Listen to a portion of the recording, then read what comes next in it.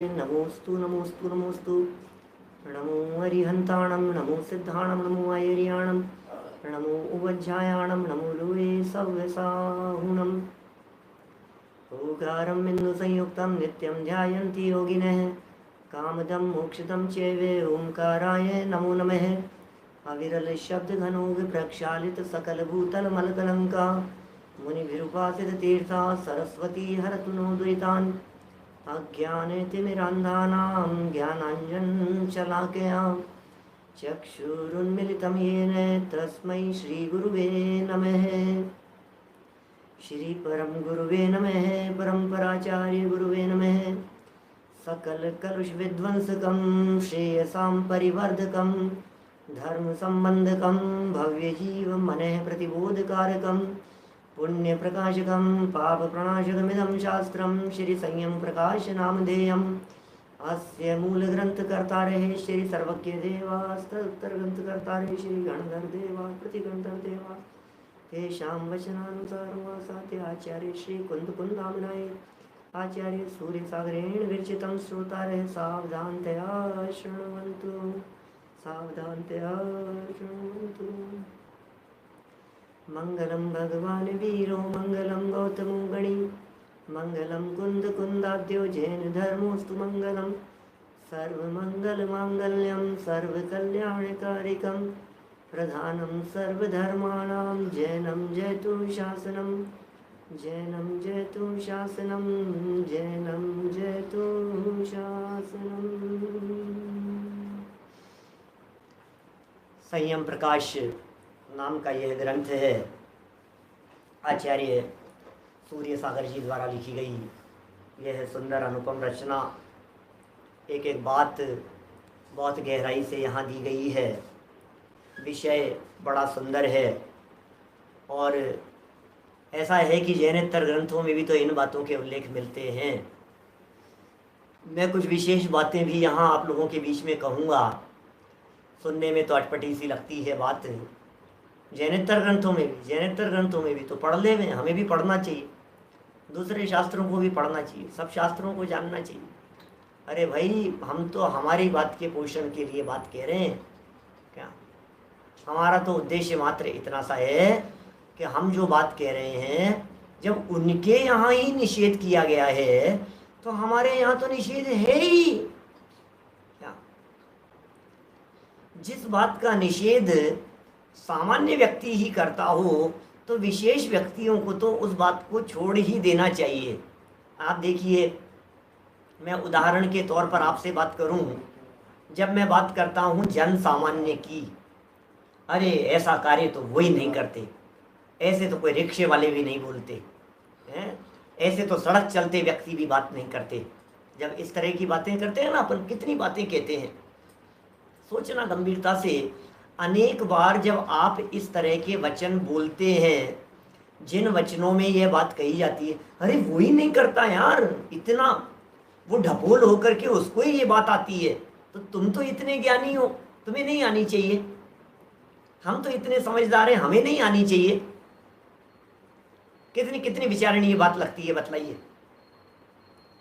सिर्फ और सिर्फ विचार करने का मुद्दा बतला रहा हूं मैं आपको। जिस कार्य को एक साधारण व्यक्ति भी करता हो, उस कार्य को किसी विशेष व्यक्ति को तो नहीं ही करना चाहिए। चोरी करने की बात हो, शराब पीने की बात हो, गालियां देने की बात हो, अपशब्द बोलने की बात हो, कुछ भी बात, किसी खान पान के संदर्भ में बात हो। आप प्याज खाते हो, हम लोग ही नहीं खाते। अब सोचो, आप हिंदू लोग कई ऐसे मिलते हैं, अरे आपकी जैनियों में हम लोग ही नहीं खाते, हमने कभी जन्म से नहीं खाया। माने जो बातें, जिन क्रियाओं का पालन करना उनके यहाँ भी कहा गया हो, उन क्रियाओं को अपने यहाँ तो पालन करना ही चाहिए। प्रकरण अपना यहाँ चल रहा था मद्य सेवन के संदर्भ में, शराब के संदर्भ में अपनी यहाँ बात चल रही थी। और कितने पेज पढ़े अपन ने कल, और सब पढ़ करके यह निष्कर्ष निकाला कि शराब पीने योग्य नहीं है, शराब सेवन नहीं करना चाहिए, मति भ्रष्ट हो जाती है, बुद्धि खराब हो जाती है, क्षयोपशम बिगड़ जाता है, लड़खड़ाता रहता है, हाथ पांव लड़खड़ाते रहते हैं, दूसरों से ईर्ष्या, कभी कांपता है, कभी डरता है, कभी बेहोश हो जाता है, कभी पड़ जाता है। कितनी कितनी तरह की बातें कही। मैंने कहाँ तक अपन उन उन बातों को उठाएं। बहुत सारी बातें कह दी थी। निंदे वचन बोलता है, धन को चुरा लेता है, पर स्त्री सेवन कर लेता है, कुछ चेष्टाएं करता है, नाचता है, भांग जैसे चढ़ा ली हो तो न मालूम कैसी कैसी चेष्टाएं उसकी दिखाई देती है। हीना देख हीना देख, क्या क्या हालत है। देखिए अब कह रहे हैं आगे मद्य निषेधक जैनेतर प्रमाण प्रस्तुत करते हैं। ओह, जैनेतर ग्रंथों में भी शराब के निषेध की चर्चा आई है। जैन शास्त्रों की बात नहीं कर रहे, जो जैन शास्त्र नहीं है उनमें भी इसके निषेध की चर्चा आई है। मनुस्मृति का नाम आप लोगों ने सुना होगा, बहुत प्रसिद्ध ग्रंथ है हिंदू दर्शन में, हिंदू संप्रदाय में। मनुस्मृति का अपना एक अलग ही नाम है। उस मनुस्मृति ग्रंथ के 11वें अध्याय के 2 श्लोक यहाँ प्रस्तुत किए हैं, एक 94 नंबर का, एक 97 नंबर का। ये 2 श्लोक यहाँ प्रस्तुत किए हैं। इन्हें देख करके ऐसा भी लगता है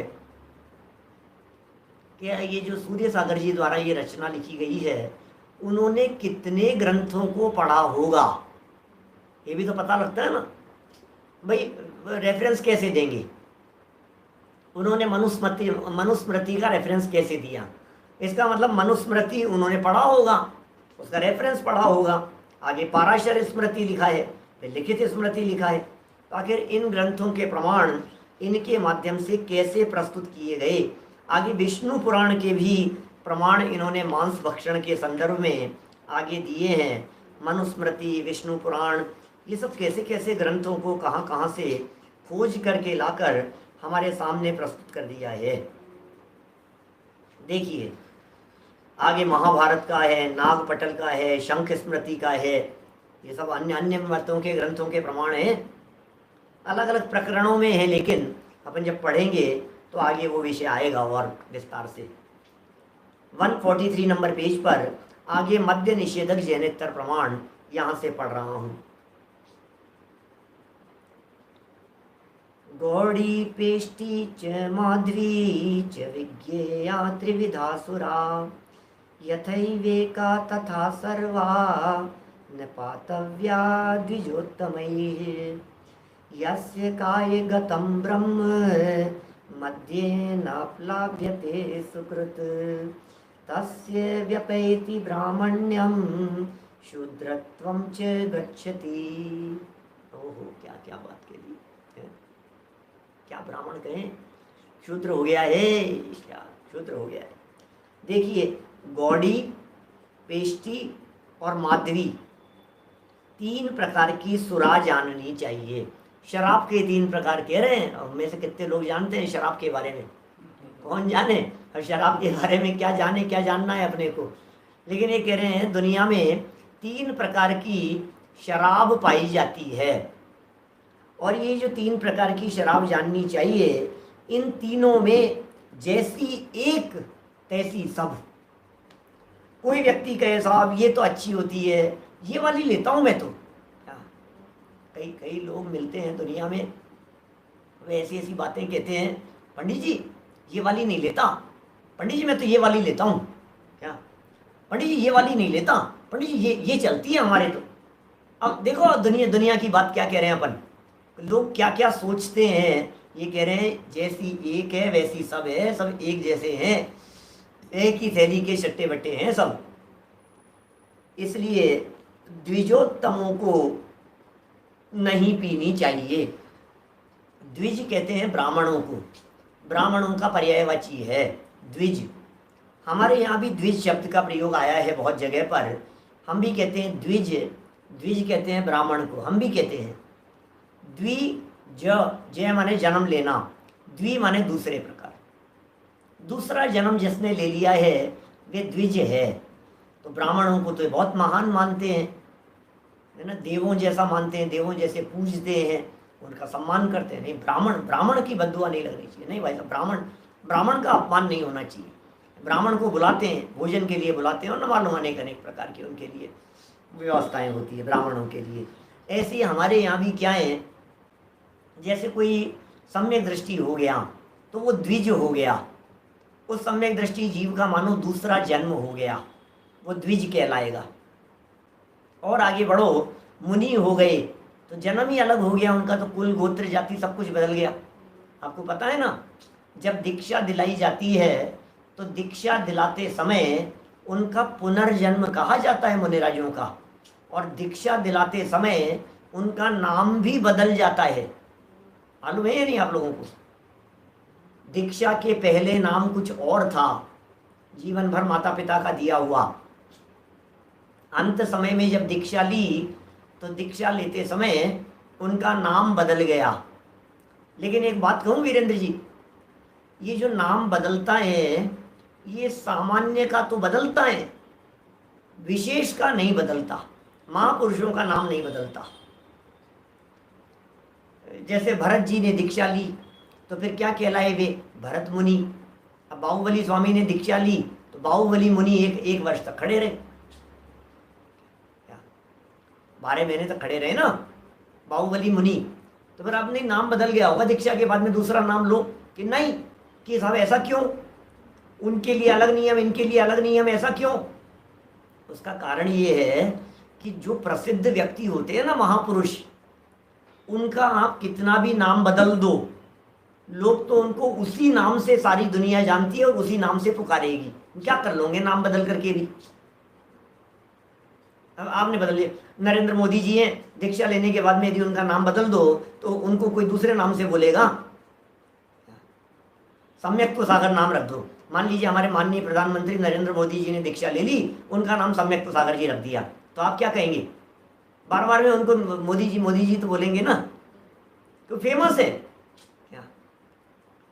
इसलिए जो महापुरुष होते हैं उन महापुरुषों के नाम नहीं बदला करते। अरे उनके नाम तो बदलना तो दूर की बात है, उनके नाम तो भवांतरों में भी वही नाम रहते हैं। क्या मोक्ष जाने तक भी वही नाम चलेंगे? अरे सीता का जीव है मान लीजिए, अब सीता का जीव देवगति में चला गया तो वहां क्या नाम होगा उसका? अब जो भी नाम होगा, लेकिन अपने पुराणकार तो ये कहते हैं सीतेंद्र। लो क्या क्या क्या हो गया? नाम क्या है उनका? यहाँ क्या थी? सीता, और अब क्या बन गई? एमिंद्र हो गई 16वें स्वर्ग में। तो नाम क्या है उसका? कि क्या पता कुछ भी हो, देवगति में नाम लोग पहचानेंगे कैसे कि वही जीव है? तो उसका नाम क्या? सीता के आगे इंद्र लगा दो, बोले सीतेंद्र, 16वें स्वर्ग में सीतेंद्र दे। गजब हो गया भाई साहब। अब उसको सीता को सीतेंद्र कर दिया आपने। अब क्या करें, लेकिन कोई ऑप्शन नहीं है ना हमारे पास में। अभी समझ लीजिए महाराजा श्रेणिक जी हैं, अब ये श्रेणिक को श्रेणी की याद रखते हैं। अच्छा, रावण की चर्चा चलती है, तीसरे नरक के नारकी को भी तो अपन रावण रावण ही पुकार रहे हैं ना, क्या करें? चलिए, यहाँ तो द्विज शब्द का प्रयोग किया, द्वितीय जन्म के अर्थ में ब्राह्मणों को द्विज कह करके पुकारा जाता है ना। आगे, जिस ब्राह्मण के देह में, ओहो, मनुस्मृति का श्लोक प्रस्तुत किया है, जिस ब्राह्मण के देह में जीवात्मा एक बार भी मध्य से भीगता है, वो कह रहे हैं जिस शरीर है, शरीर के अंदर जीवात्मा रहता है, अब वो जीवात्मा एक बार भी यदि भीग गया है शराब से, अर्थात जो ब्राह्मण एक बार भी मद्य पीता है उसका ब्राह्मणत्व जाता रहता है और वह क्षुद्र हो जाता है। अब क्या कहें, क्या हो गया भाई साहब? बोले क्षुद्र हो गए। ये कैसे क्षुद्र हो गए? एक बार भी यदि उन्होंने शराब की एक बूंद को भी यदि चख लिया है, ब्लड की ड्रॉप को यदि उन्होंने चख लिया है, जवान पर रख लिया है, जीवन भर के लिए, क्या ख्याल में आ रही है बात? जीवन भर के लिए वे क्या कहलाएंगे? बोले क्षुद्र हो गए, क्षुद्र है। क्षुद्र का मतलब क्या है? अछूत है। क्षुद्र माने क्या है? छूने लायक नहीं है भाई साहब, छूने लायक नहीं। ये क्या हुआ? क्षुद्र जैसा हो गया, क्षुद्र ही हो जाता है, ऐसे शब्द के प्रयोग दिए। तस्य व्यपैति ब्राह्मण्यम क्षुद्रत्वम च गच्छति। क्षुद्रत्वम च गच्छति, क्षुद्र ही हो गया है वो व्यक्ति, ऐसे कथन कर रहे हैं। चलिए और भी कहा है, क्या कह रहे हैं, विक्रीणीन मध्य मांसानि ह्यभक्षस्य च भक्षणम कुर्वन् गम्यागमनम शूद्रः पतति तत्क्षणात्। ये पराशर स्मृति का है, ये पृष्ठ 273 का। शूद्र भी यदि मध्य मांस को बेचता हो, अभक्ष्य पदार्थों को खाता हो और निषिद्ध स्त्रियों का सेवन करता हो, तो वह भी पतित हो जाता है। अभी कह रहे हैं शूद्र से भी क्षुद्र हो जाता है वो। और क्या कहें, यदि वो ये सब कार्य करता है तो पहले ही क्षुद्र था, अब यदि शूद्र ने ये काम और किया बेचने खरीदने का, भाई क्षुद्र है, खाता पीता तो नहीं है ना, लेकिन तो भी उसकी यही हालत है। चारों तरफ यही माहौल दिखाई देता है, साहब क्या करें। देखिए लिखित स्मृति की बात कर रहे हैं आगे। ब्रह्म च सुरा पापी स्तेयो च गुरु तल्प गह महांति पात कान्याहुस तत्संसर्गी च पंचम है। ओहो, ब्रह्म का घात करने वाला, मदिरा पीने वाला, चोरी करने वाला और गुरु स्त्री से संभोग करने वाला, ये चारों महापात की हैं। और जो इनसे संसर्ग करता है वह पांचवा भी महापापी है। अभी अभी क्या कह दिया, पहला तो कह दिया ब्रह्म का घात करने वाला। अभी ब्रह्मघाती का भी हमने एक वो नाटक समय सार का बनारसी दास जी के छंद पे प्रवचन किए थे, अष्टानिका में अलवर से, यूट्यूब पर उपलब्ध है वो। ब्रह्मघाती सुने हैं आप लोगों ने, सबने सुने होंगे। ऐसो ब्रह्मघाती है मिथ्याति महापात की, ऐसो ब्रह्मघाती है।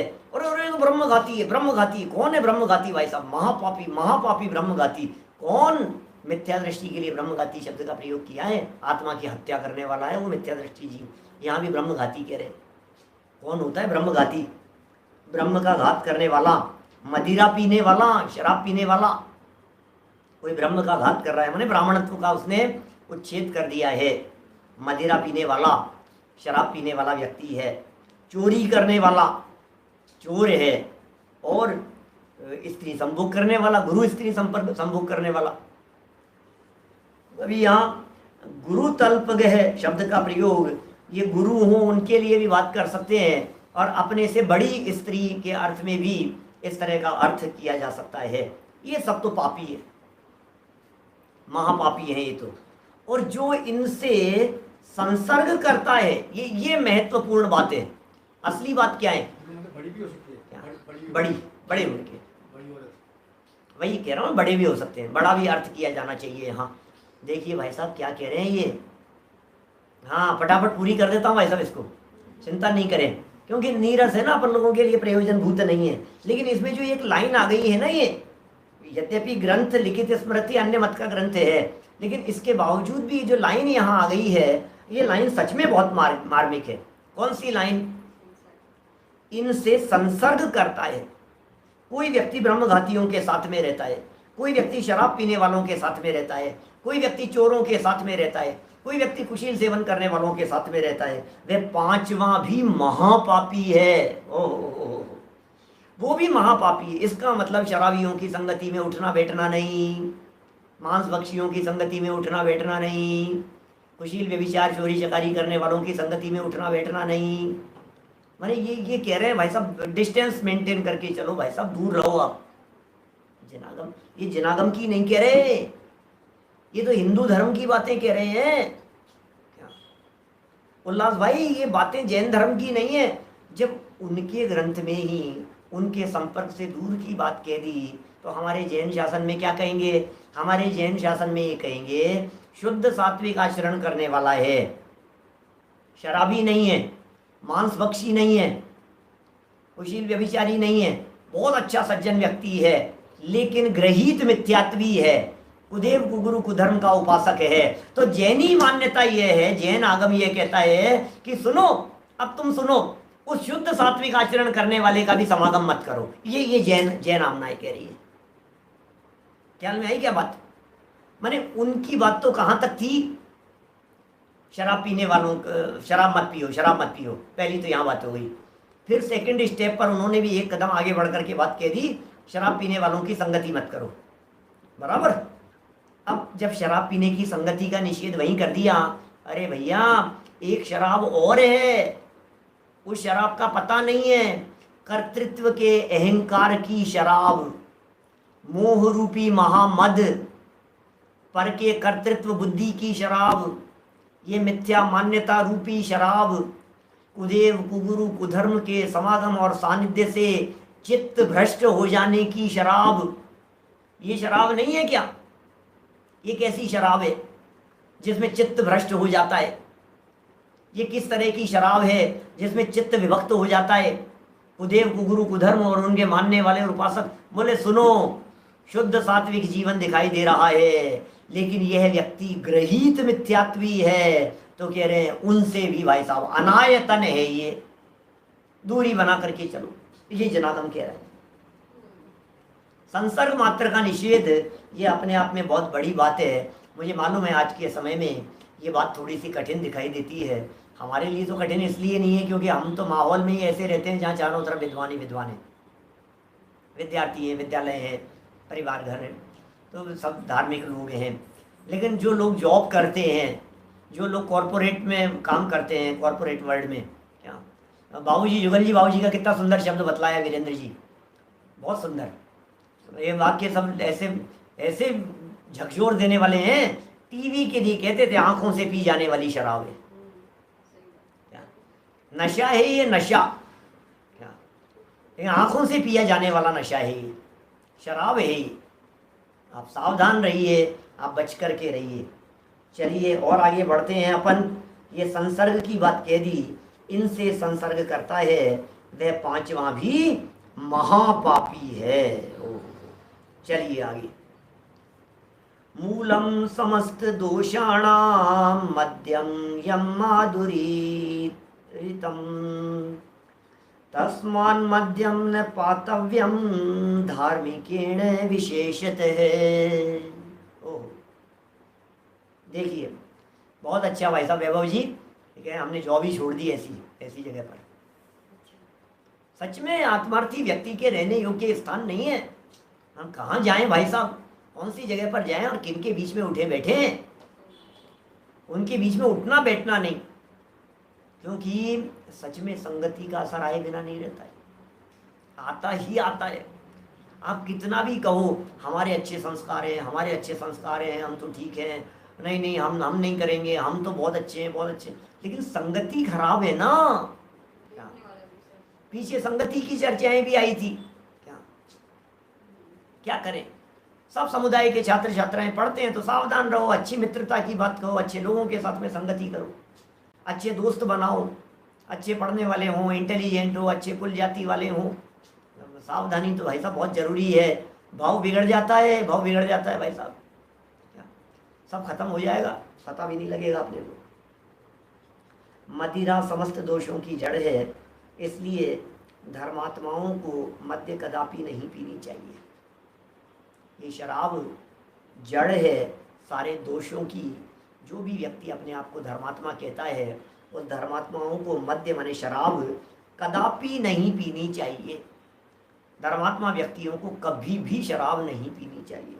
चलिए आगे चलें, दूसरे अणुव्रत की तरफ अपन लोग बढ़ते हैं, जिसका नाम है मांस त्याग। मांस त्याग की चर्चा करते हैं। आपको ध्यान है ना, अष्टमूल गुणों की चर्चा कल अपन ने थोड़ी बहुत की थी। मद्य, मांस, मधु और पंचोदंबर फल, इन सब के त्याग की बात हुई थी। मांस का निषेध। न विना प्राण विघातान् मांसस्योत्पत्तिरिशिष्यते यस्मात् मांसं भजतस्तस्मात् प्रसरत्य निवारिता हिंसा। यद्यपि किल भवति मांसं स्वयमेव मृतस्य महेश्वरशिवादिः तत्रापि भवति हिंसा तदाश्रित निगोद निर्मथनात्। पुरुषार्थ सिद्धि उपाय की यहाँ बातें कह रहे हैं। क्या कह रहे हैं देखिए,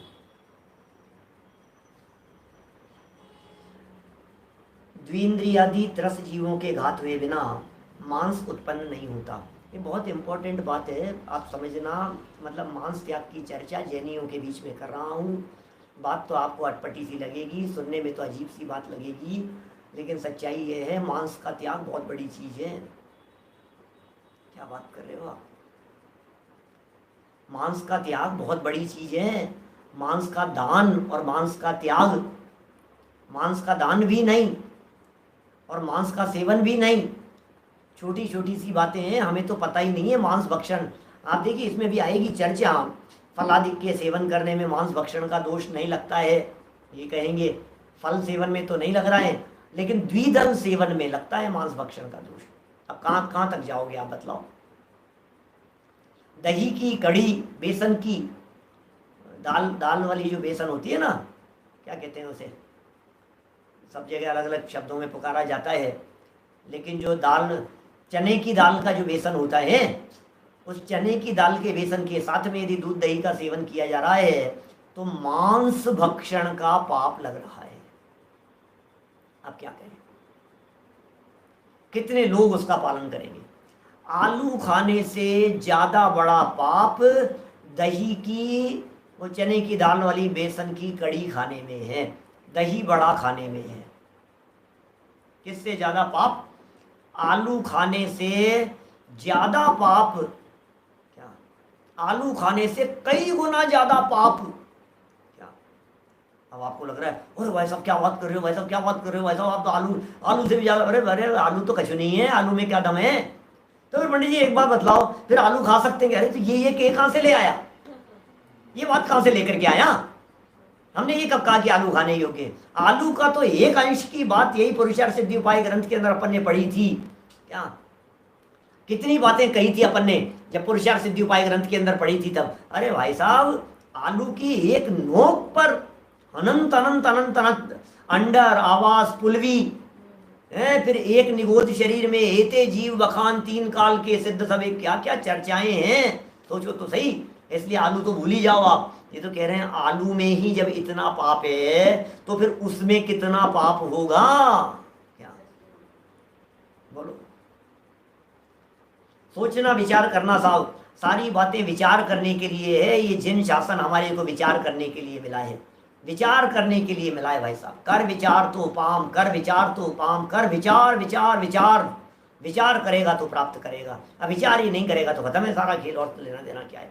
कि साहब कच्चे दूध के साथ में दही, इसके साथ में दही गरम करके उबाल करके ये करके, कच्चा कौन खाता है ये बताना मेरे को। कच्चे दही की कड़ी कौन बनाता है? बिना उबाले हुए कड़ी कैसे बनेगी?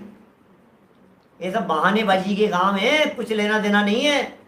क्या इस तरह का बहाना? मैं कहता हूं क्या मरे जा रहे हैं क्या खाने के लिए?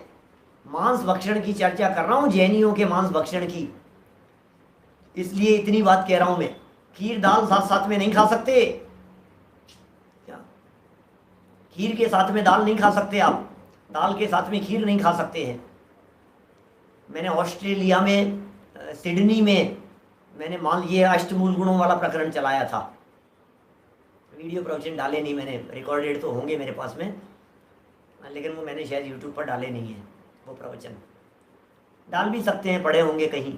अब सिंगल प्रवचन होते ना, कभी डाले तो डाल दिए। वहाँ के स्टोप देश पर किए गए प्रवचन तो डले हुए हैं ऑस्ट्रेलिया के। मैं ये कह रहा हूँ उनमें मैंने मांस भक्षण की चर्चा की, जैन मंदिर में बैठ करके मांस भक्षण त्याग की। अब वहाँ हो सकता है कोई नॉनवेज भी खाते हो, लेकिन जैनियों के बीच में, जैनियों की सभा में मांस भक्षण की क्या चर्चा करोगे भाई साहब आप? एक तो द्विदल की बात को जैनियों के मांस भक्षण में शामिल करना, दूसरी बात जैनियों के मांस भक्षण में इस बात को बहुत अच्छी तरह से समझ लेना, उंगली कट जाने पर यदि आपके मुंह में जा रही है तो मांस भक्षण का पाप लग रहा है। बोलो, सोचना, विचार करना इस चीज के बारे में। अभी मैं इसको यदि थोड़ा सा विस्तार देकर के समझाऊं ना, 2 मिनट के लिए, 1 मिनट के लिए समझो, थोड़ा सा उदाहरण देकर के समझाता हूं। अच्छा साहब एक बात बतलाइए, ये डेड बॉडी किसी की पड़ी हुई है क्या, कोई जानवर, गाय मरी हुई है, उसको कोई खा रहा है तो मांस खाया या नहीं? ये खा लिया। गाय को मार करके उसने खाया तो मांस खाया या नहीं? ये खा लिया। शेर है, उस शेर ने किसी व्यक्ति को खाया क्या, किसी मनुष्य को। मान लीजिए शेर ने पंजा मारा हमारे, अब शेर ने मेरे ऊपर पंजा मारा और नाखूनों से ऐसे चीर करके ले गया और खा लिया और हम बच करके निकल गए। मैं आपसे पूछता हूँ, वो शेर मांस खाया या नहीं खाया? उसने नरभक्षी हो गया या नहीं? बंदर की बात कीजिए, बंदर ने झपट्टा मार करके खून निकाला, नोच लिया और खा गया, मांस खाया या नहीं खाया? आप कहेंगे खा लिया। ये कहेंगे ना भाई साहब इसमें क्या है, मांसाहारी हो गया, अरे मांसाहारी हो गया, मांस खा लिया, इसने मांस खा लिया बंदर ने। अरे आदमखोर हो गया है, तो आदमी को खा रहा है, आदमी को खा रहा है, मांस खा रहा है। अच्छा चलो कोई बात नहीं।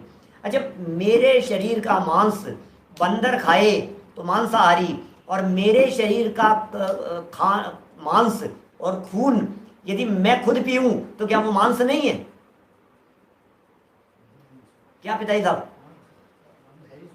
यही सीधी सी बात है, इसमें क्या है भाई? मेरा ब्लड कोई दूसरा व्यक्ति पीवे, खून पी गया मेरा, तो मांसाहारी है ना, मांस खाया ना उसने, मेरा खून पी गया कि हाँ मेरा खून पिया, मेरा खून उसने पिया तो वो मांसाहारी है। और मेरा ही खून उंगली कट जाने पर मैंने ही पिया तो मांस पिया कि नहीं पिया? मांसाहार का दोष लगेगा कि नहीं लगेगा? जैनियों की सभा की दृष्टि से बात कर रहा हूं, मुझे मालूम है सब आत्मार्थी स्वाध्यायी लोग बैठे हैं, लेकिन उसके बावजूद भी विचारणीय बात है या नहीं? लोग ये उंगली होती है ना, उंगली, इसके यहाँ नाखून के पास की जो चमड़ी होती है, इस चमड़ी को काट काट करके खाते रहते हैं, कट कट कट करते रहते, नाखून चबाते रहेंगे। ये मांस नहीं है क्या? ये चमड़ी, ये मांस नहीं है क्या? ब्लेड से आपकी उंगली कट गई, चक्कू से आपकी उंगली कट गई क्या? और ये जो उंगली कट गई है आपकी, 99% लोग, 99.9% लोग मुंह में ले लेते हैं, बस फटाफट उंगली कटती, मुंह में लो, मुंह में लो। उससे क्या होगा? खून रुक जाएगा, खून रुक जाएगा। खून रुक जाएगा, लेकिन वो खून मुंह में जाएगा, उसका क्या होगा? बोलो। संक्रांति पर लोग पतंग उड़ाते हैं, उंगली कट जाती, मुंह में ले लेते हैं उसको। दांतों के अंदर, मुंह के अंदर खून आने लग गया, अब आप उसको चूस रहे हो, चल रहा है, अंदर जा रहा है, अच्छा लग रहा है, अच्छा लग रहा है। अरे लेकिन कुल्ला करो ना उसको मुंह में, पेट में ले जाना जरूरी है क्या? मांस भक्षण का दोष लग रहा है भाई साहब, पाप पाप पाप लग रहा है, उसका महापाप लग रहा है, उसकी कल्पना नहीं है हमारे को। तो ये सब बातें जितनी कही जा रही है बहुत विचारणीय बातें हैं। किसका नाम मांस भक्षण और किसे मांस भक्षण कहा जाए, और जैनियों के लेवल पर मांस भक्षण क्या होता है, जैनियों के लेवल पर मदिरा पान क्या होता है। अभी ये जो चर्चाएं चल रही है ना मांस मदिरा वगैरह की, अभी यदि उनकी पास चले जाओ बनारसी दास जी के पास, तो वे तो मांस भक्षण की आध्यात्मिक व्याख्या करते हुए कहते हैं शरीर में जो मग्नता है ये मांस खा रहा है। बोलो, देह की मगनता ही यह मांस भखी हो, मोह की गहल सो अजान यही सुरापान, देह की मगनताई यह मांस भखी वो, प्यार सो पराई सोज गही बे की चाह चोरी, पर नारी सो पर बुद्धि को परखी को। सातों व्यसनों के लिए 7 लाइनें दी बनारसी दास जी ने। शरीर में एकत्व बुद्धि को मांस भक्षण कौन कहे? अब सारी दुनिया में मांस खा रहे हो, मांस खा रहे हो, मांस खा रहे हो। क्षमा करना यदि आप लोगों को अभी ये वाक्य कह दिया जाता कि आप सब मांस खाते हो, कितना बुरा लगता। क्या कह रहे हो बड़ी जी, हमें मांस भक्षी कह रहे हो, हमें मांसाहारी कह रहे हो आप? मैं नहीं कह रहा हूँ, बनारसी दास जी ने लिखा है। शरीर में मग्नता है या नहीं है? वजन बढ़ जाए, वजन बढ़ जाए, वजन कम हो गया, वजन बढ़ गया, 2 किलो बढ़ जाए, और बढ़ जाए, और बढ़ जाए। सोचो देखो क्या कह रहे हैं ये। तन उपजत अपनी उपजान, तन नशत आपको नाशवान।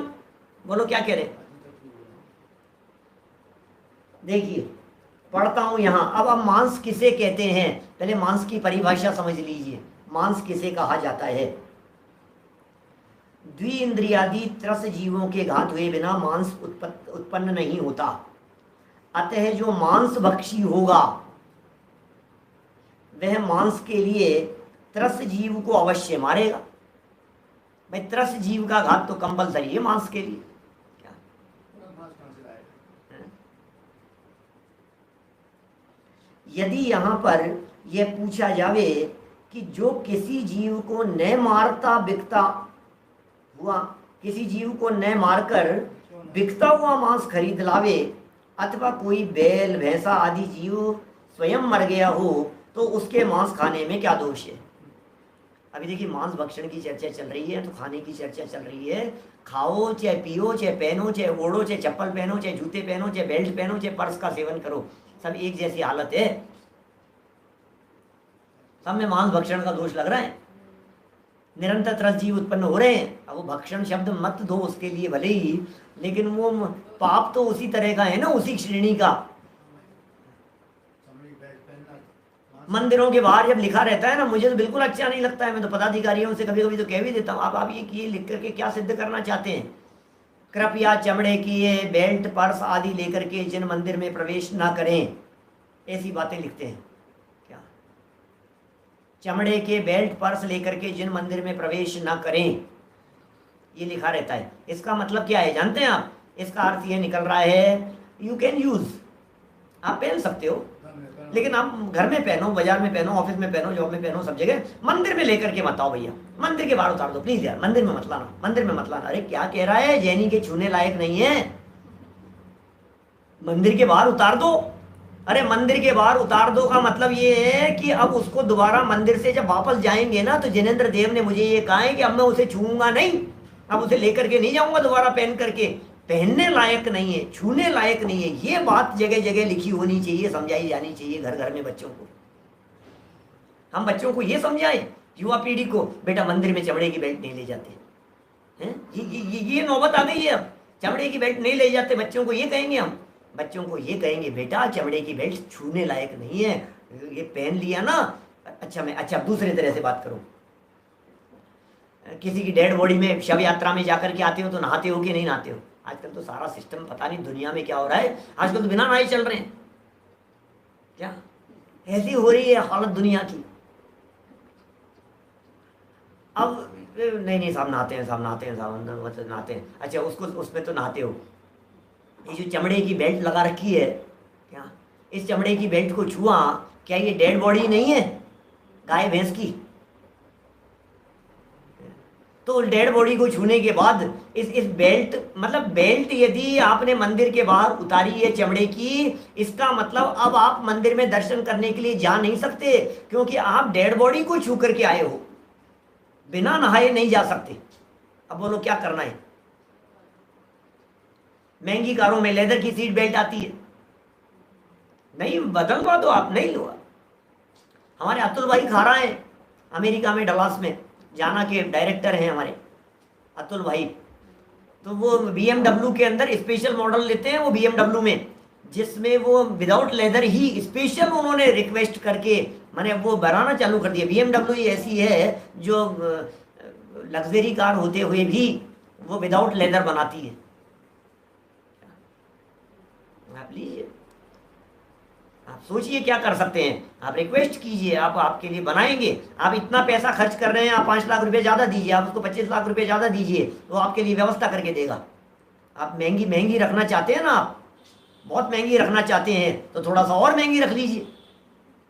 5 लाख रुपए ज़्यादा दो उसको, कोई बात नहीं, हम जैन है यार, नहीं करेंगे, क्या करें भाई? विचारणीय बातें कही जा रही है, विचार के लिए। फिर देखो भाई, बातें तो उपदेश तो अच्छा ही दिया जाएगा, उपदेश तो ऊंचा चढ़ने के लिए ही दिया जाएगा, इसलिए जितना संभव हो सके उतना पालन करने का प्रयत्न कीजिए। जो नहीं निभ सके उसके लिए कम से कम ज्ञान में तो रखिए कि क्या काम करने योग्य है और क्या नहीं करने योग्य है, इतना तो रखें। क्या इतना तो हमारे ज्ञान में आ जानी चाहिए कि भाई हमारे करने लायक क्या है और नहीं करने लायक क्या है। कस्टमाइज करवाते हैं, सीधी सी बात है, इसमें क्या है। लेकिन बहुत विचार विवेक। अमेरिका में रहते हुए भी बराबर स्वाध्यायी गहन अभ्यासी, घर की में से घास हटा ली उन्होंने। क्या बात कर रहे हो आप? अलाउ नहीं है गवर्नमेंट से केस लड़ करके, उनके पूरी सिटी में, पूरे स्टेट के अंदर कहीं भी अलाउ नहीं है इस तरह का कि वो घास आर्टिफिशियल लगा सके। घास रहेगी वही रहेगी। उसके बावजूद उन्होंने केस लड़ा, दुनिया भर के सैंपल मंगवाए और केस लड़ा करके उन्होंने, क्योंकि घास काटनी पड़ती थी, हटा दी उन्होंने, घास हटा दी, हिंसा होती है। केस लड़ा गवर्नमेंट से जाकर के, कई साल लगे, और जाकर के फिर वो जीत गए, और फिर गवर्नमेंट ने परमिशन दी उनको कि आर्टिफिशियल घास लगा सकते हैं। पक्का करवा लिया उन्होंने, जमीन को पक्का करवा करके ऊपर आर्टिफिशियल घास बिछा दी, क्योंकि शोभा बिगड़ती है उनकी, गवर्नमेंट अलाउ नहीं करती है। यूएस गवर्नमेंट की बात कर रहा हूं मैं आपसे। चलिए, बात यहाँ क्या चल रही है, एकेंद्रीय जीवों के घात में मांस भक्षण का दोष नहीं लगता है, क्योंकि त्रस्त जीवों के शरीर को मांस कहते हैं। ठीक है ना। देखिए,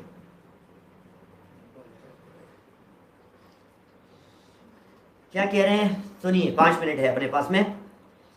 ये कह रहे हैं खाने में क्या, मरा हुआ था साहब, अब खाने में क्या दोष है? तर्क तो है सामने वाले व्यक्ति का, मरा हुआ था, खाने में क्या दोष है, मरा हुआ था, क्या तकलीफ है? इसका उत्तर यह है कि मोल खरीद कर लाया हुआ या स्वयं मरे हुए भैंसे आदि के मांस में मांस की कच्ची व पक्की अग्नि में पकाई हुई तथा पकी हुई पेशियों बोटियों में भी जिस जीव का वह मांस है उसी जाति के वैसे ही आकार और उतनी इंद्रियों के धारक बहुत सूक्ष्म छोटे आकार वाले समूर्छन निगोदिया जीव, ओहो, कीटों व कीड़ों की निरंतर उत्पत्ति होती रहती। क्या क्या बात, कहाँ आ गए हैं अपन, कौन सी जगह कह रहे हैं ये बात? समूर्छन जीवों की उत्पत्ति होती रहती है, ये बात कह रहे हैं क्या? हर समय, जैसे मान लीजिए गाय की चमड़ी से बना हुआ बेल्ट था, तो गाय की चमड़ी से बने हुए बेल्ट में निरंतर गाय जैसे जीव उत्पन्न होते रहेंगे।